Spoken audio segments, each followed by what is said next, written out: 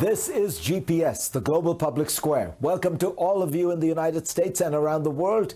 I'm Fareed Zakaria. Today on the program, capturing a world leader in the middle of the night, threatening to invade Greenland, sending federal agents by the hundreds into democratic cities. These are all recent actions by the Trump administration that push the limits of executive power and seem aimed at overwhelming the opposition. But is the Trump administration also overwhelming itself? That is what Ezra Klein of the New York Times says. We will discuss where this might lead. Then, President Zelensky says Russia and the Trump administration are discussing deals worth $12 trillion. Yes, that's trillion with a T, a staggering sum. It's apparently part of the effort to end the war. I'll ask the Pulitzer Prize-winning historian Anne Applebaum what is going on. And in a Super Bowl ad, ChatGPT seemed to be the butt of a joke made by its lesser-known competitor, Claude.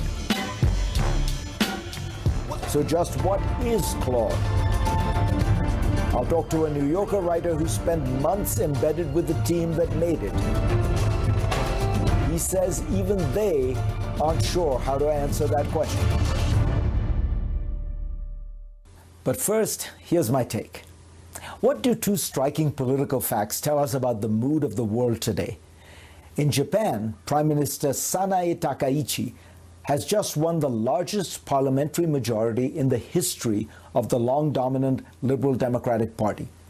In Britain, Keir Starmer, who swept into office a year and a half ago, has sunk to the lowest popularity ratings ever recorded for a British Prime Minister. On the surface, the stories seem unrelated. One leader rides a landslide, another struggles to stay afloat. But taken together, they reveal something deeper about the current political moment. Voters prefer rebellion to restoration. Consider Britain first. After the tumultuous premierships of Boris Johnson, Liz Truss, and Rishi Sunak, years marked by Brexit aftershocks, ethics scandals, fiscal panic, and revolving door leadership, Starmer offered something different. He was the keep calm and carry on candidate. He promised seriousness, stability, and competence. He would rebuild institutions, appoint capable ministers, and restore Britain's standing abroad. He would handle America's volatile politics with quiet firmness. No drama, no ideological fireworks, just adult supervision. And by conventional measures, he delivered. Market stabilized, cabinet government returned, policy was sober and incremental, yet the public mood did not follow. Dissatisfaction lingered. Within months, Starmer's net favorability ratings plunged into deeply negative territory. The promise of seasoned competence took a blow when one of Labour's most prominent figures, Peter Mandelson, long seen as the ultimate insider, faced renewed scrutiny over his past ties to Jeffrey Epstein. For many voters, that episode reinforced a suspicion that restoration meant the return of the same interconnected elites they had already rejected. The deeper problem for Britain is structural. Immigration has been the rocket fuel of populism across the West. Britain recorded net migration of nearly 950,000 in the year ending in March 2023, an astonishing figure for a country that had voted for Brexit partly to take back control of its borders. Cosmopolitan elites appeared in many voters' eyes to have mismanaged the issue. That sense of betrayal has not faded. Add to that Europe's long flirtation with austerity. After the 2008 financial crisis, Britain, like much of Europe, embraced fiscal restraint. Spending was squeezed, public investments cut, and real wages stagnated for much of a decade. GDP per capita lagged far behind the US, which opted for much larger stimulus packages during the recession. The result was a slow burn malaise that eroded trust in the political class. Now look at Japan. Takaichi ran not on managerial calm, but on confrontation. She spoke in fiery tones about immigration, even though Japan's foreign-born population hovers around 3%, a fraction of Britain's. She warned of cultural erosion and social strain. She took a harder rhetorical line on China. She promised disruption in economic policy after decades of cautious incrementalism. The electorate rewarded her with the largest majority the LDP has ever received. Part of the appeal is symbolic. Japan remains by global standards a patriarchal society. A woman leading the government is itself a rupture. The image signals change, even if the party machinery beneath remains intact.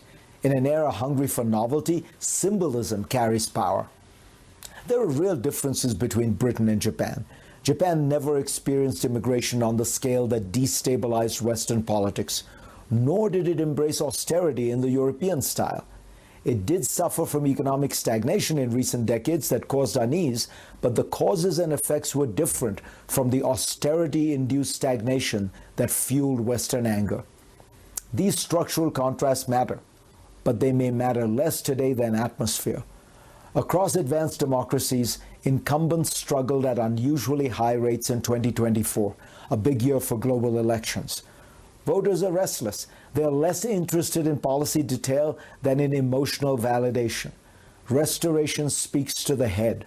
Rebellion speaks to the gut. In this moment, the gut is winning. Japan's prime minister has shifted the vibe. Despite her party's long-time dominance, she projects motion, disruption, and defiance. Starmer projects steadiness and repair. In calmer times, that contrast might favor Britain. In this moment, it does not. Politics runs in cycles. The appetite for rupture may fade once its costs become clear. But for now, in countries as different as Britain and Japan, the mood is unmistakable. In an age of anxiety, voters prefer rebellion to restoration. As the Democrats look forward to the midterms, they should keep this in mind.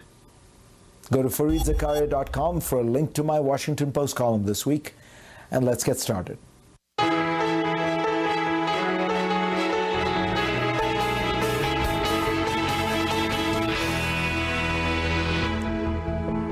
This week, Donald Trump's border czar announced that the administration would be winding down its operation that has seen 3,000 ICE agents swarm Minneapolis, arresting thousands and fatally shooting 2 American citizens.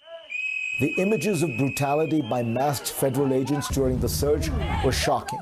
What's behind the retreat, and what does it say about the current administration? Joining me now to discuss is New York Times opinion columnist Ezra Klein, who wrote an excellent recent column titled, "Trump Has Overwhelmed Himself." So Ezra, we're all looking at the sort of dynamic of the second Trump administration, which seems very different from the first. And you point out that there is a kind of blizzard of very provocative actions going on. What do you think the strategy here is, and is it working? From the beginning of the second Trump administration, there's been this idea of muzzle velocity. That comes from a Steve Bannon interview from 2019, where he says, look, all we have to do is move so fast and do so many things that our opposition, be that the Democrats,